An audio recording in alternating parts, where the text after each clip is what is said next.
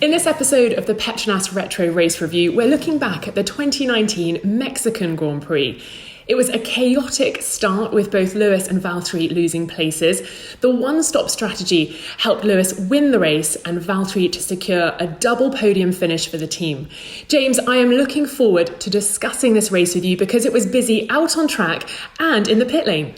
Absolutely. It was one of the weekends again where we went through Friday having really one idea of what could happen in the race. The tyres were just destroying themselves on Friday. Get to Sunday, conditions are completely different. And as you saw in the race, really difficult to really pinpoint which strategy would work the best on those early laps. Ending up with a result very beneficial for us. Lewis winning the race. Valtteri, as you said, coming back from a really poor start and really in the melee with the midfield, back onto the podium. We'll talk about the different strategies we saw a little later on, but first let's set the scene because Mexico City is situated at a very high altitude, over 2,000 metres.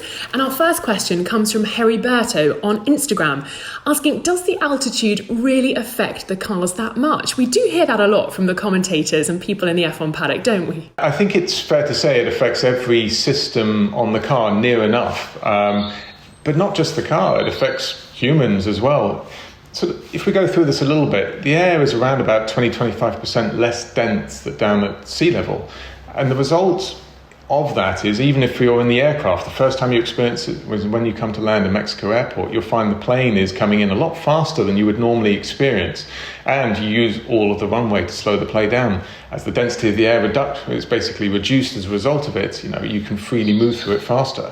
A better explanation of it is that if you look at the cars, they're really in a Monaco-type downforce specification, and yet it's more equivalent to what we'd be running at Monza, or even perhaps a little bit less downforce to what we'd be running at Monza normally. So the altitude already just aerodynamically has quite a significant impact because that density, which is what's used to generate the downforce, is much less. So if we go through it a little bit by bit across the car, so we've spoken about the aero, obviously it reduces the downforce quite dramatically, but also reduces the drag, so the cars go quite quick in a straight line. Brakes, there's a lot less mass flow, the air is less dense, so the air hitting the brakes, there's less energy that you can take out of it, and again, as the result, they run incredibly hot. And you'll hear that normally in Mexico quite a few times, the drivers are really talking about it. To explain a little bit more around the car, we have the tyres. Even normally there's a lot of air hitting them. There's less cooling effect as a result of it. So the tyres tend to run a little bit warmer. Electronic systems, same thing again. They're cooled by airflow that comes through normally the red entries. And again, that's suffering as the result.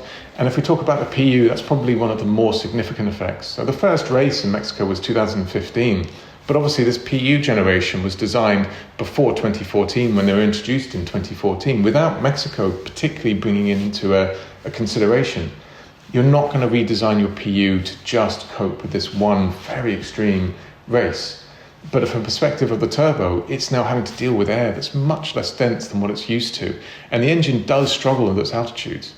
But the electrical system doesn't. The electrical system isn't affected in terms of, apart from temperature, but in terms of power output, it's identical to what you would have at sea level. So there's a lot of tuning of the various systems to get them exactly where you need them to be to extract performance from it. And the reality behind it is that you're continuously trying to firefight these systems and make sure that they're all within reasonable bounds such that you can actually finish the race. And that's what Mexico is about. It's about bringing a package that's really the best you can out of the components you would normally use at the 19, 20 other tracks where you don't have these conditions. We heard the race engineers speaking to both Lewis and Valtteri about their brakes. Was there any point that you were really worried that it was going to become critical? Without question. In Mexico, you would have seen them, in fact, doing everything we could and everything they could to manage them. They were pulling out to try and get at least some of the brakes into a clean airflow on the straights. It's a long straight, but again, as I said, and it's a fast speed, but the mass flow, the density of the air isn't there, so you're just not cooling them down. And every single time you hit the brake pedal, I mean, we were talking before about stats, you are over 1,000 degrees. It's instantaneous. It's not for long, but it doesn't matter. These are very, very high temperatures that you then don't bring back down on the straight quick enough. And every time you're behind a car and you push the brake pedal, you sort of ratchet up your brake temps. And you get to a certain point where both the disc and the caliper are over temp. And when they're over temp, they're at effectively a failure mode where they're outside the bounds of what necessarily they've been designed to work at. We have metrics, as we discussed previously, that try and keep us within bounds that we absolutely know that car will finish the race in. And even Lewis, who was in free air for a lot of it, and even in 2018 we were in free air for a lot of it, we were struggling with brake temperatures. But with where the brakes are, it's difficult, but not beyond the point of what the driver can control. And in fact, shown by both Lewis and Valtteri, they're able to bring it down through management of the brakes, through effectively lift and coast going into the corner and getting the car into clean air. Let's talk about Saturday then. Of course, Valtteri had his crash during qualifying.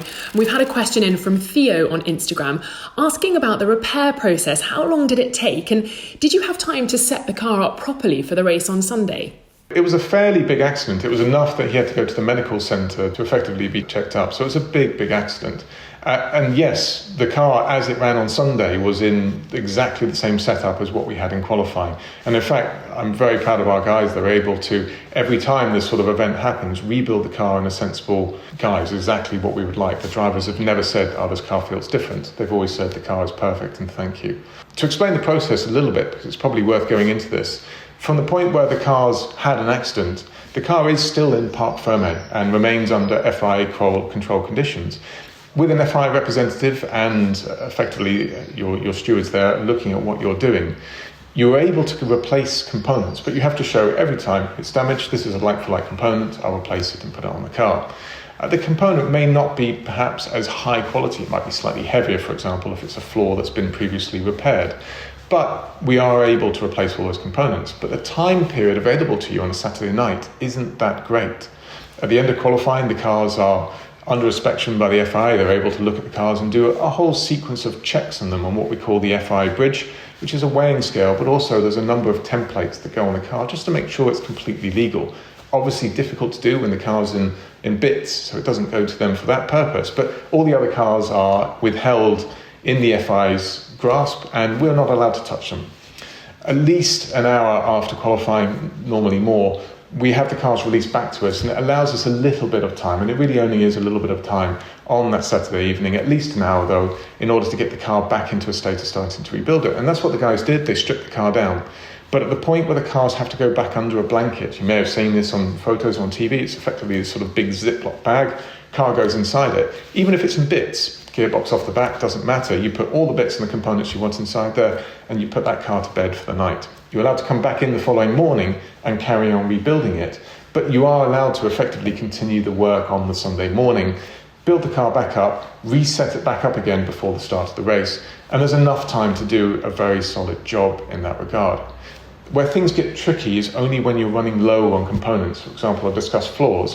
Floors are probably one of them that gets damaged the most. And we do repairs, obviously, to put them back to a strong standard. But if that floor was one of our primary floors and really in a good state, or perhaps it's a small update and we want to get it back to that state, there are repair works we would have to do overnight with carbon layout work in order to get that floor to a sensible state back on the car again the next morning. There was more damage on Sunday, but this time on Lewis's car after he made contact with Max Verstappen.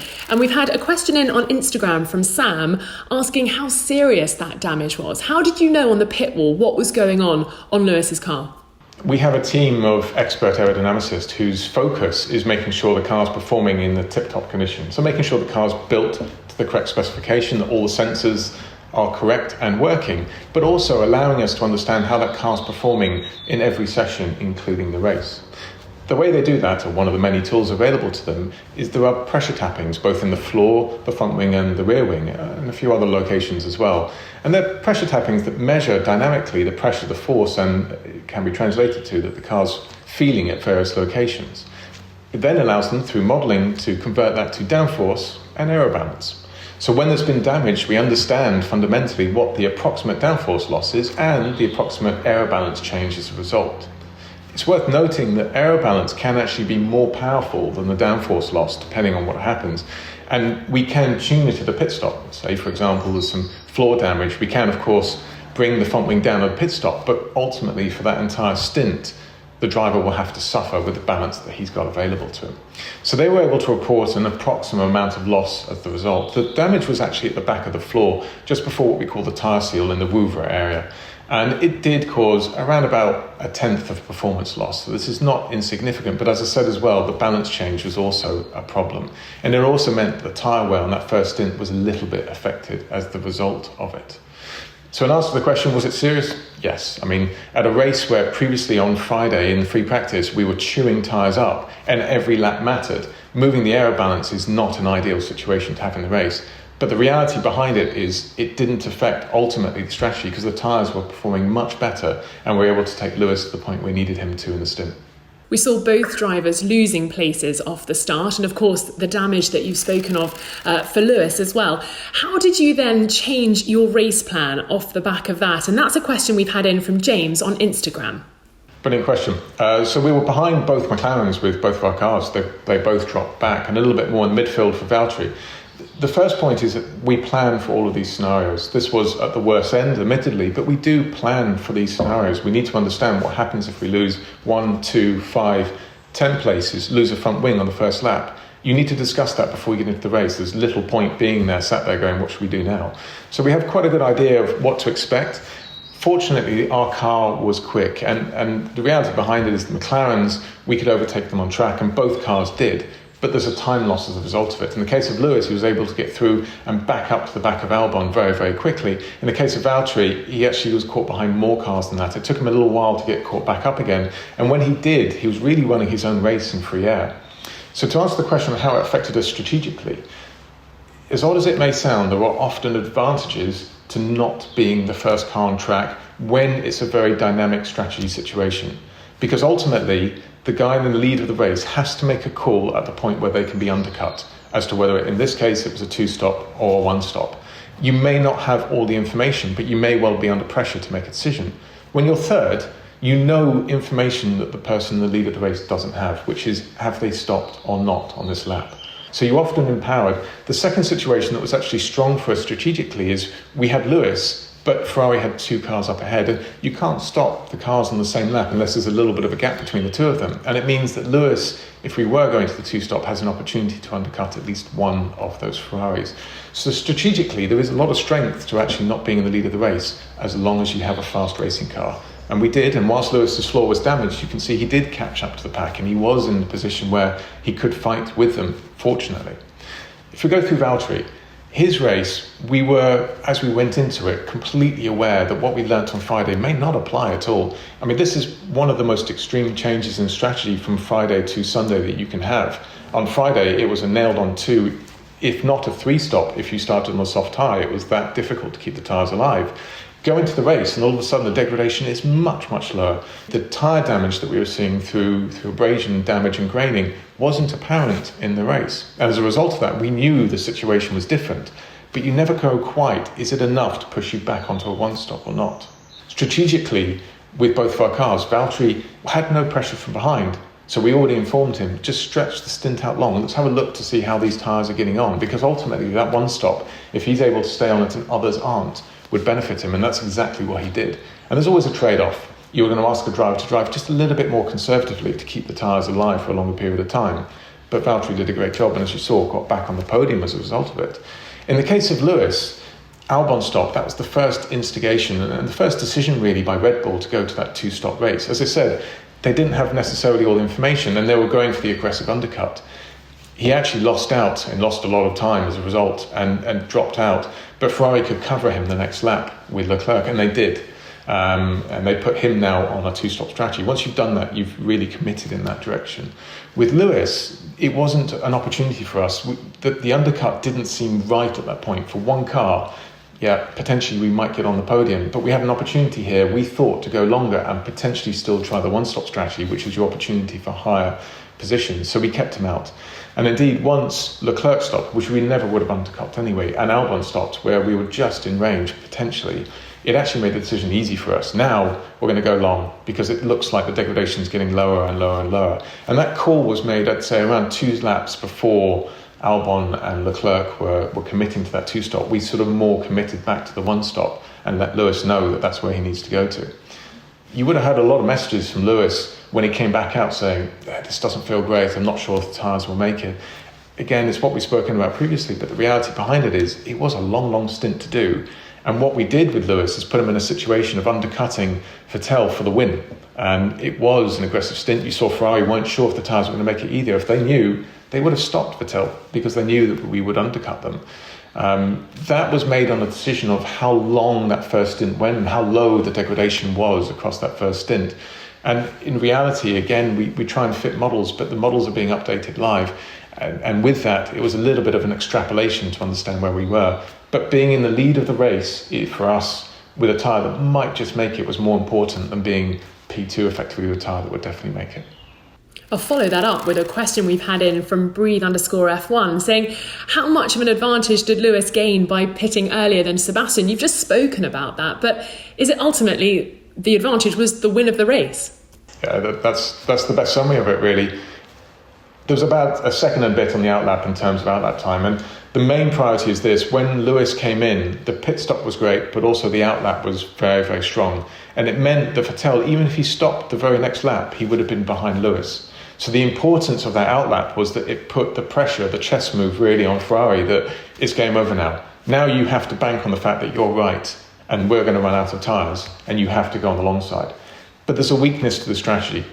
If the safety car had come out any time between then and when Vettel eventually stopped, Vettel would have won the race. More so, we would have been on more used tyres behind Vettel, and there's not a lot we could have done about it anymore. So this isn't exactly a checkmate move on Ferrari. There are still assets in their favour. Mexico is an area where safety cars are prevalent. It's a difficult track, both, as we discussed before, in terms of reliability on the cars, but also in terms of an accident as well. They do happen, and racing was happening at that point. That's the weakness of that undercut, if you like.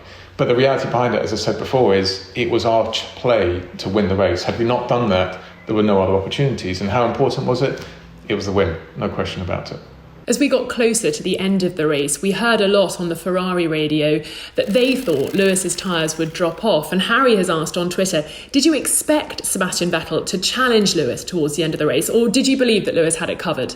We believed Lewis had it covered, and we weren't as concerned. To be clear, Ferrari were doing the right thing. Encourage your driver, give him messages that he has to keep pushing because things may appear in front of them. It's the right thing to do. From our perspective, though, we had that first stint tyre and we had the wear from the first stint. We knew really where we were ending up in terms of tyre performance and tyre life. And more so, when we were on that hard tyre, we could see the degradation was nearly nil. The tyre wasn't wearing, it wasn't being used up. So we had no concerns that we would run out of tyres at the end of the race. Let's talk about that podium then. Forest Sol at Mexico is fabulous. Watching that as a fan must just be an incredible experience. You had Lewis donutting in the middle of it. And then, of course, the podium with the car coming up through the floor with Lewis on it. It was an amazing spectacle, but how is that organised beforehand? And we've had a question from Simone on Instagram saying, what was different in the post-race procedure to take the car onto the podium? I don't think anything was the same. There's a few things. First of all, Bono unfortunately wasn't with us, so Marcus took over those responsibilities. And it's the first time Marcus engineered in a race and also had to do the podium element of things. So you have to guide the driver as to where he's going, where he puts the car. And now things have changed. It's completely different in Mexico relative to anything else we've previously done. But all that hard work goes down to Ron Meadows, our sporting director. He's the one that works really with F1, as do other sporting directors from different teams, in the background to understand, right, in the case of a win, what do we do? In case of a podium, what do we do? And the procedures aren't the same track to track. It's different locations you need to put the car, different sets of procedures. The same in qualifying for what it's worth as well. Sometimes you put the car on the grid, sometimes you don't necessarily. So Ron does work in the background to make sure that really by the time we get to that situation in the race, he is taking the lead on it. He's advising the engineers what to do, what to say, and how to coordinate it. Just, you spoke about a fan. I mean, for me personally, Mexico, when you stand in the baseball stadium and you look up and you see this incredible spectacle, first of all, tens of thousands of people on their feet, just ecstatic. And then the actual podium ceremony itself, which is just like no other. It is really incredible.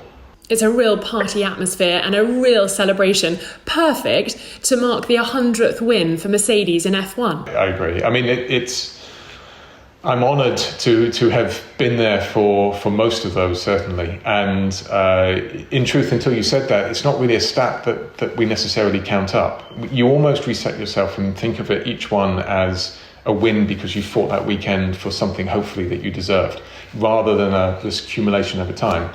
But when you said a number like that, it's just extraordinary to think and realise that that's how many Mercedes has achieved in Formula One. It's an incredible tally, and it was a great race in Mexico. James, thank you so much for helping me review the 2019 Mexican Grand Prix. Thank you very much.